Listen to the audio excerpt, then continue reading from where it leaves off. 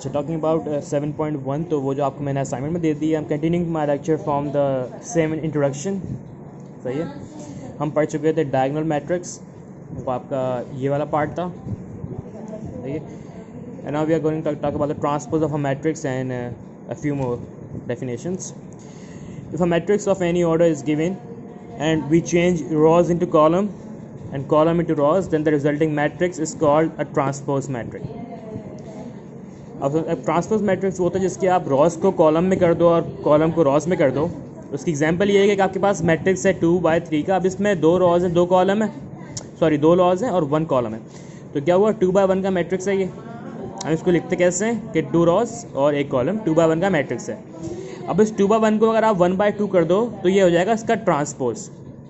यहाँ पे वही कर दिया ना, अब यहाँ पे 2/1 का मैट्रिक्स था, ये यहाँ सही है। अब ये स्टॉक उन्होंने चेंज कर दिया कॉलम में, सॉरी कॉलम को चेंज कर दिया रॉ में, तो 3 पर चला गया। आपके पास क्या हमारे मैट्रिक्स बना है 2 और 3, जो एक रॉ है, पहले कॉलम था अब रॉ है, तो चेंज हो गया, 2/1 का मैट्रिक्स हो गया 1/2 का। तो यहाँ बोलेंगे ट्रांसपोज ऑफ अ मैट्रिक्स है। अब ये तो कंडीशन हो गई कि भाई आपके पास सिर्फ 2/1 का या 1/2 का मैट्रिक्स है, तब की बात करें। अगर आपके पास स्क्वायर मैट्रिक्स है 2/2 का, 2 रॉस 2 कॉलम, आपको निकाला ट्रांसपोज, तो आपने करना वही है जो आप यहाँ कर रहे थे। आपने जो उसका इसकी जो रॉ है आपने वो कॉलम में चेंज कर दी। यहाँ ये जो 3 है आपके पास, ये चला गया यहाँ पे कॉलम बन गया, और ये 1 जो है ये चला गया 3 की जगह पे। सही है, तो आपके पास क्या बन गया, ये जितनी भी रॉस थी अब कॉलम हो गई, कॉलम थी रॉस हो गई। ये 2/2 का मैट्रिक्स है, remains 2/2 matrix, but it will be a transpose of a matrix. Similarly if यहाँ पे आपको 2-3 नोट्स दिए हुए हैं। If a matrix A is a transpose of matrix B, अगर मैट्रिक्स ए ट्रांसपोज है मैट्रिक्स बी का, then matrix B is also transpose of matrix A. ये वाली बात है कि कंडीशन प्रूव कर रहे हैं कि अगर if A is equals to B then B should be equals to A. सही है, और ए और बी दोनों मैट्रिक्स हैं। सही है, अब इसमें बात की है कि transpose of a matrix B. अब अगर बी का ट्रांसपोज निकालो, सही है, जैसे A is a transpose of B, तो बी का जो ट्रांसपोज है वो ए के बराबर होना चाहिए, और ए का ट्रांसपोज जो है वो बी के बराबर होना चाहिए। कॉन्स्टेंट सी बात है, आपका आंसर भी यही आएगा। लेकिन it is interesting to note that A का ट्रांसपोज और फिर ट्रांसपोज का transpose will be resulting in A. अब जारी बात है, आप इसके रोज को कॉलम में चेंज करोगे तो ये बन जाएगा। इसको दोबारा ट्रांसपोज करना चाहोगे तो दोबारा वही कंडीशन दे देगा आपको। फॉर एग्जांपल आपके यहाँ पे ये ए और बी रो थी, बी नीचे ले गए, हम सी ऊपर ले गए, ये क्या हुआ, कॉलम में चेंज हो गई। दोबारा ट्रांसपोज निकाला इसका, तो क्या हुआ, अगेन वही कंडीशन बन गया कि आप सी दोबारा नीचे ले गए और आप बी दोबारा ऊपर ले गए, तो दोबारा वो उसमें चेंज हो गई। तो ये क्या फैक्टर ये है कि ट्रांसपोज ऑफ अ ट्रांसपोज है, ये will give you the result of the matrix से। अगर ए का ट्रांसपोज लोगे आप, तो आपको जो रिजल्ट आएगा वो आएगा मैट्रिक्स से। उसके बाद बात करते हैं इक्वालिटी ऑफ मैट्रिक्स की। Two matrix are said to be equal if they have the same order and their corresponding elements are equal.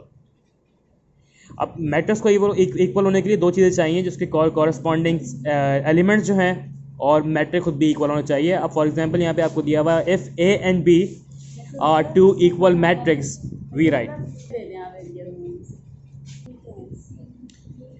आपको मैट्रिक्स ए दिया हुआ, मैट्रिक्स बी। अच्छा, अब इसका ऑर्डर चेंज नहीं है, 2/2 का मैट्रिक्स 2/2 का मैट्रिक्स। कॉरेस्पॉन्डिंग एलिमेंट से मुराद है जितने भी एलिमेंट है अंदर वो भी सेम होने चाहिए। आप 1+1 करोगे 2 आएगा, 2+2 will be 4, 1+2 will be 3 and 3+2 will be 5। ये मैट्रिक्स है इक्वल, एलिमेंट्स भी सेम है और ऑर्डर भी सेम है 2/2। ये अब जैसे आपको यहाँ पे पहले यहाँ पे 2 चीज़ें कंफर्म कर ली हमने, बोला कि 2/2 का मैट्रिक्स भी होना चाहिए वो उसके, और एलिमेंट्स भी सेम होने चाहिए। लेकिन यहाँ पे आपको एक और एग्जांपल दी हुई है जिसमें उसने बोला कि ये 2 मैट्रिक्स है ए और बी। सही है, अब corresponding elements are not equal. इसके जो अब ये तो खैर इक्वल है, नहीं सॉरी ये भी इक्वल नहीं है, ये भी इक्वल नहीं है।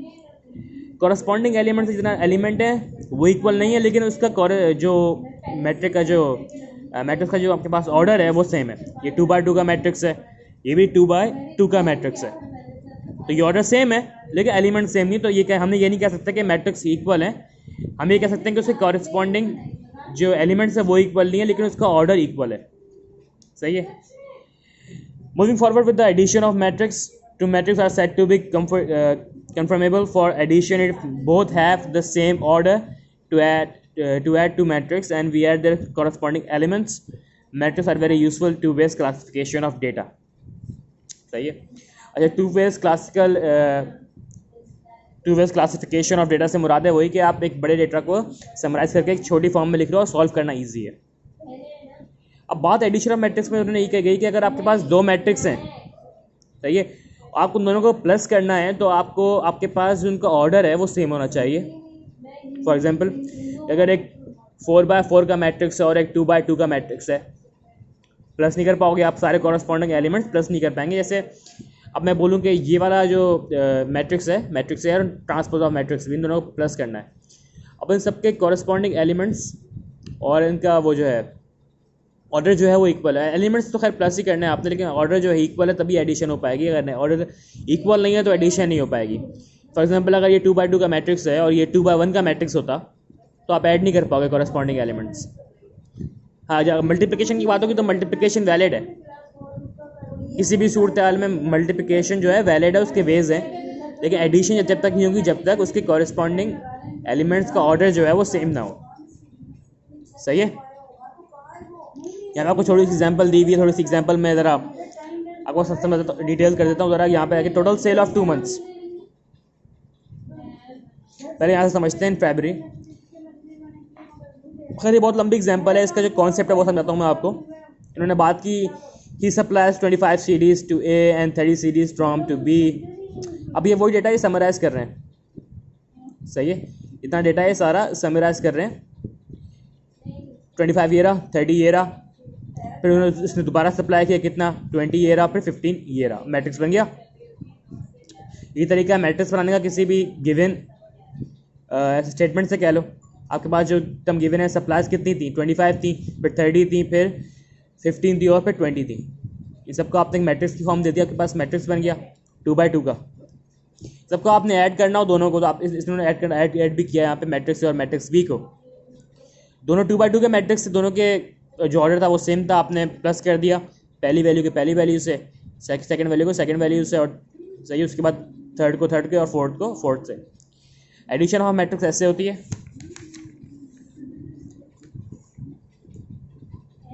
सही है। अब यहाँ पे बात करते हैं एडिटिव आइडेंटिटी की। Additive identity simple is that के अब बोलो कि for all A belong to R, we know that. अगर जितने भी नंबर्स हैं वो रियल रैशनल नंबर को बिलोंग कर रहे हैं या रियल नंबर को बिलोंग कर रहे हैं, हम ये कहते हैं कि a + 0 is equals to a and 0 + a should be equals to a। ये कंडीशन आपको यही दी हुई है। आप किसी भी चीज़ में 0 प्लस करोगे तो आखिर में आपके पास वही चीज़ आती है। ये कंडीशन क्या कहलाती है, कहलाती है एडिटिव आइडेंटिटी। किसी भी चीज़ में आप 0 प्लस करते हो, a + 0 विल बी a और 0 + a विल बी a। ये चीज़ आपको यहाँ पे प्रूव की हुई है उन्होंने। बहुत कॉमन सी बात है कि a मैट्रिक्स और +0 मैट्रिक्स, नल मैट्रिक्स कह लो आप इसको, प्लस करोगे आपके पास आंसर a मैट्रिक्स ही आएगा। तो हम क्या कहते हैं, ये एडिटिव आइडेंटिटी है। एडिटिव इन्वर्स मैट्रिक्स की बात करते हैं उसके बाद। Additive inverse of a matrix in case of real number we know that. अब बात करते हैं यहाँ पे सिर्फ रियल नंबर की, तो हमें पता है कि operation of subtraction is the inverse of the operation of addition. जिस तरह आप ऐड करोगे मैट्रिक्स को, उसी तरह आप सब्ट्रैक्ट भी करोगे मैट्रिक्स को। उसके लिए भी ऑर्डर ऑफ दो मैट्रिक्स का सेम होना चाहिए। 2x2 है तो 2x2, 2x1 है तो 2x1। सही है। सेकंड कंडीशन क्या है, if the sum of two real numbers is 0 the numbers are called additive inverse of each other. For example 3 and -3 are additive inverse of each other. अब बात ही कहना चाह रहा है कि अगर दो रियल नंबर हैं और उन दोनों को ऐड करने के बाद अगर आंसर 0 आता है तो हम कहते हैं वो दोनों के एडिटिव इन्वर्स हैं। सही है। फॉर एग्जाम्पल आपको दिया हुआ -3 और 3, नेगेटिव और पॉजिटिव कैंसिल हो जाएगा, कैंसिल होगा तो बचा 0 बचा, तो आप क्या बोलते हो, ये एडिटिव इन्वर्स है एक दूसरे के। सेम गोज फॉर मैट्रिक्स में। जब आप बात करते हो मैट्रिक्स में तो ये दोनों इनको आप भले ऐड कर लो, आप भले सब्ट्रैक्ट कर लो, दोनों कैंसिल आउट ही होने हैं। कैंसिल आउट करने के बाद अगर बचेगा 0, हम कहते हैं कि ये एडिटिव आइडेंटिटी है, ये additive inverse of a matrix है। अच्छा, so we are talking about the commutative property with respect to addition. अब कम्यूटेटिव प्रॉपर्टी एक ही प्रॉपर्टी होती है भाई, सबको पता है। जैसे अब हम सेट्स में पढ़ चुके हैं, सिंप्लीफिकेशन में पढ़ चुके हैं, आगे भी आप कहीं भी पढ़ते आओगे तो कम्यूटेटिव प्रॉपर्टी की बात आएगी। तो ये जो फॉर्मूला है, जो कंडीशन है वो एक ही है कि a + b should be equals to b + a। Sets में ही पढ़ी थी हमने। सेट्स के रिस्पेक्ट में, अब इसको आप बोलोगे सेट है या सेट बी है, इसको भी तो इनको आप set A plus set B equal to set B plus set है। वहाँ पे सेट्स था, यहाँ पे आप कर लो matrix, matrix A plus matrix B should be equals to matrix B plus matrix A. इस प्रॉपर्टी उन्होंने प्रूफ करके दिखाया, आपको दोनों को ऐड कर लिया, सिंप्लीफाई कर लिया, प्लस कर लिया, और यह याद रखिए दोनों के ऑर्डर सेम थे तभी एडिशन हुई है। ये बी प्लस ए भी कर लिया, दोनों सेम आ रहे हैं, तो ये commutative property with respect to addition prove हो गई। एसोसिएटिव प्रॉपर्टी भी वही है, सेम कंडीशन चलती आती है, वो जो वहाँ पढ़ोगे यहाँ पढ़ते हो। यहाँ पे एक थर्ड टर्म ऐड होती है, हम बोलते हैं कि ए ब्रैकेट बी प्लस ए, अब बी और सी को प्लस करने के बाद ए प्लस कर लो, या ए और बी प्लस करने के बाद सी प्लस कर लो, आंसर एक ही आना चाहिए। मतलब ए प्लस बी प्लस सी और ए प्लस बी प्लस सी, ब्रैकेट चेंज है, बस ब्रैकेट का फ़र्क है। मतलब आप यहाँ पे आप पहले इन दोनों को प्लस करोगे, फिर आप इसमें ए में ऐड करोगे, ए को ऐड करोगे इसके अंदर, यहाँ पे पहले आप इन दोनों को प्लस करोगे, बाद में सी को ऐड करोगे उसके अंदर। सही है, तो एसोसिएटिव प्रॉपर्टी सेट्स में भी यही थी। सही है, आंसर एक आना चाहिए। तो associative property with respect to matrix भी वही है जो आप पढ़ चुके हो। सब्ट्रैक्शन ऑफ अ मैट्रिक्स आखिर में दे दिया उन्होंने फिर भी, कि जैसे हमने बताया था कि अपोजिट ऑफ द एडिशन है, उसका बिल्कुल अपोजिट है, वही जो एडिशन में पढ़ते हैं आप, ये वही सब्ट्रैक्शन है कि ऑर्डर सेम होना चाहिए, बीच में साइन लगाओ माइनस, आप कर दो कैंसिल आउट, मतलब सब्ट्रैक्ट कर दो, कैंसिल आउट कर दो, एनीथिंग पॉसिबल। यहाँ पे जैसे इन्होंने लिया हुआ matrix A minus matrix B. सही है, अच्छा तरीका लेने का यही है कि matrix A minus matrix B equals to, अब यहाँ पे आपको माइनस बी अलग कर दिया, ए बाहर ले लिया, तो भी यहाँ पे बनना क्योंकि माइनस ही है। अब इन्होंने क्या किया, इसको क्या कर लिया, इसको माइनस कर लिया, करने के बाद आंसर क्या आया, 3291। इन जनरल ऐसे ही करते हैं हम लोग, ये सिंपल सब्ट्रैक्शन और सिंपल एडिशन है ये जो हम करते आ रहे हैं, पहले भी की थी, उसके बाद भी हम करते हुए आ रहे हैं। सही है, तो वी एडिशन। अच्छा, यहाँ तक के लिए आज के लिए इतना ही लेक्चर में, ताकि ये ऑल दो I am covering the basics आपकी हो गई। यहाँ तक इसके आगे एक आध चीज़ अगर ऐड होनी होगी तो हो जाएगी, बल्कि ऐड होगी इसके बाद दो चार चीज़ें, multiplication of a real matrix and all that. ये लेकिन बेसिक्स कुछ जानते हैं, ये जो आप पढ़ चुके हो, ये कवर करने के लिए कि जिनको बिल्कुल नहीं आइडिया कि मैट्रिक्स क्या होता है, उनके लिए ये लेक्चर था। एक्सरसाइज 7.2 में वही वाली कंडीशन है कि सारे क्वेश्चंस मैं नहीं कराऊंगा क्योंकि बहुत इजी क्वेश्चंस हैं। बताना क्या, determine whether the two matrix are equal and explain your answer.